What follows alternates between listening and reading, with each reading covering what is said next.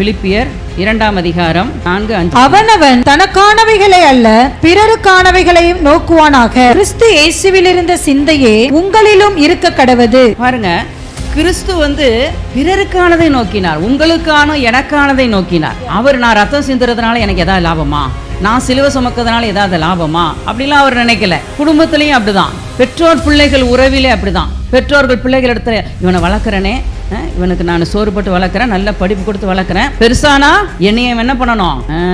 நிறைய நேரம் சில பெற்றோர்கள் சூழ்நிலை நிமித்தம் ஓகே, மற்றபடி பார்க்க முடியாம கொண்டு போய் இதுங்களை இந்த பிரஷில் கொண்டு விட்டுருவாங்க. குடும்பத்திலையும் சரி, சபையிலையும் சரி, தேசத்திலையும் சரி, எங்கே தனக்கு என்ன லாபம் என்று சொல்லி வரும்போது அது நல்ல உறவு இல்லை. என்னாலே பிறருக்கு என்ன லாபம் அப்படின்னு வரும்போது தான் பாருங்க, அங்கே அந்த உறவு சரியானதா இருக்கிறது. எதிர்பார்ப்பு இல்லாமல் நீங்கள் அன்பு காட்டும் பொழுது கட்டாயம் கடவுள் அதை ஆசீர்வதிக்கிறார்.